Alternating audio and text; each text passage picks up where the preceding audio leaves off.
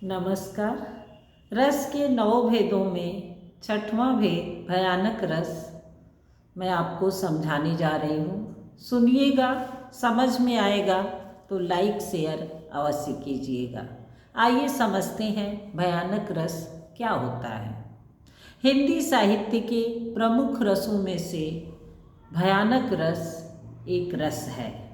इसका उद्देश्य पाठक श्रोता के मन में भय, आशंका और आतंक जैसी भावना को उत्पन्न करना होता है। अब भयानक रस के अर्थ और तात्पर्य को समझते हैं। भय की अधिकता में भयानक रस की उत्पत्ति होती है। यह परिस्थितियों पर निर्भर करता है। जैसे हम कोई नाटक देख रहे हैं, कोई कहानी पढ़ रहे हैं, या कहीं हम खड़े हैं, वहाँ भयानक स्थिति हमारे सामने आ जाती है। परिस्थिति मुझे दिखाई देने लगता है कुछ भय वाली स्थिति, भय वाली दृश्य, तो वहाँ पर क्या होता है, भयानक रस की उत्पत्ति हो जाती है। अब भयानक रस वह रस है जिसमें भय, आतंक, घबराहट या असुरक्षा की भावना को प्रस्तुत किया जाता है। कोई नाटक देख रहे हैं यदि हम, या किसी का अभिनय देख रहे हैं, तो उसको देखकर ही मेरे हृदय में, मेरे मन में एक भय जग जाएगा, भय की भावना जग जाएगी।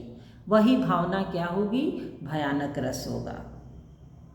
और जब भय पैदा होगा तो हृदय में घबराहट होगी, असुरक्षा की भावना लगेगी, तो यही जो है भयानक रस है।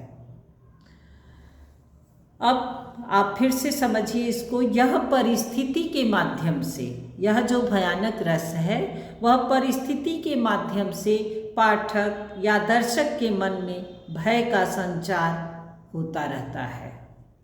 इसका स्थायी भाव भय या डर है। इसकी उत्पत्ति कैसी स्थिति में होती है उसे समझिए। जैसे उदाहरण स्वरूप, पहला उदाहरण आप सुनिएगा।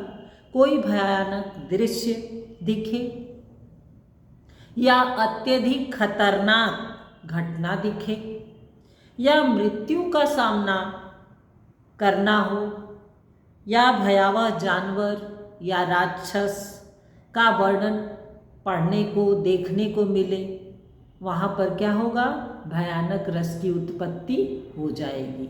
वह देखने मात्र से ही व्यक्ति के मन में, श्रोता दर्शक के मन में क्या होगा, भयानक रस की उत्पत्ति हो जाएगी। दूसरा उदाहरण देखिए। रामायण में रावण के 10 शीशों का भयानक रूप देखकर सीता जी को क्या हो गया था, भयभीत हो गई थी, डर गई थी। और उदाहरण आप समझ सकते हैं, अंधकार हो गया, भूत हो गया, प्रेत की गर्जना हो गई। वातावरण में जब इन लोगों का गर्जन तर्जन होता है तो वैसी स्थिति को देख करके भयानक रस की उत्पत्ति होती है। अब अंत में भयानक रस के निष्कर्ष को मैं समझाती हूँ। आपने भयानक रस क्या होता है ये समझा, उसके अर्थ व तात्पर्य को समझा, और यह कैसे उत्पन्न होता है उसको समझे, उसके उदाहरण को समझे। अब आप आइए समझिए भयानक रस का प्रयोग से निष्कर्ष क्या निकलता है। इसके प्रयोग से, भयानक रस के प्रयोग से साहित्य में रोमांच, भावनाओं की गहराई और पाठक के अनुभव को प्रबल बनाने के लिए यह प्रयोग किया जाता है। यही भयानक रस है।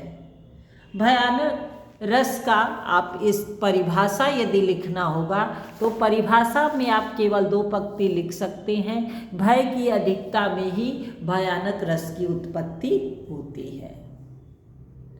भय की अधिकता, जैसे व्यक्ति को जब भय लगने लगे, डर लगने लगे, तो वहीं पर भयानक रस की उत्पत्ति हो जाती है। धन्यवाद। यदि अच्छा लगा होगा तो लाइक शेयर कीजिएगा, और रस के अगले भेद के साथ फिर आपसे हम अगले वीडियो में मिलते हैं।